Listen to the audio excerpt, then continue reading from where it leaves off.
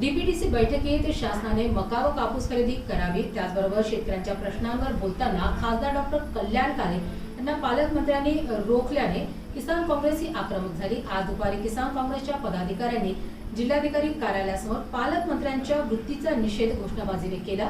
जिल्हाधिकारी यांना महाराष्ट्र प्रदेश काँग्रेस प्रदेश सचिव अनीस पटेल, किसान काँग्रेसचे जिल्हाध्यक्ष महेंद्र रमणवार, अल्पसंख्याक शहर जिल्हा काँग्रेसचे अध्यक्ष मोईन इनामदार यांच्या नेतृत्वाखाली आपल्या मागण्यांचे निवेदन सादर केले।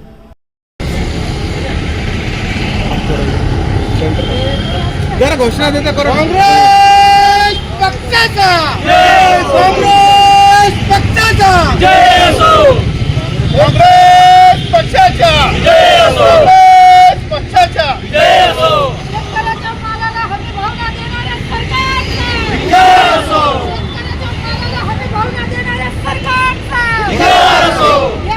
महाराष्ट्र प्रदेश काँग्रेस कमिटीच्या वतीने आम्ही माननीय जिल्हाधिकारी यांना शेतकऱ्याला मक्याला हमी भाव मिळावा, हमी भाव शेतकऱ्याला शासनाने ठरवून दिलेला आहे की प्रति क्विंटल 2500 रुपये, परंतु शासन शेतकऱ्यांची मक्का खरेदी करत नसून शेतकऱ्यांचे अतोनात नुकसान होत आहेत आणि व्यापारी शेतकऱ्याकडून मक्का ही फक्त 1250 रुपये प्रति क्विंटल मक्का खरेदी करत आहेत।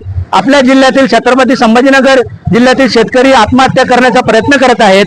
आता जून महिना लागत आहे, पावसाळा सुरू होणार आहे, नवीन मक्का लावण्याचं काम चालू होणार आहे। अजून सुद्धा शासनाने हमीभावाप्रमाणे शेतकऱ्यांची मक्का खरेदी केलेली नसून तात्काळ शासनाने शेतकऱ्यांची मक्का खरेदी करावी असे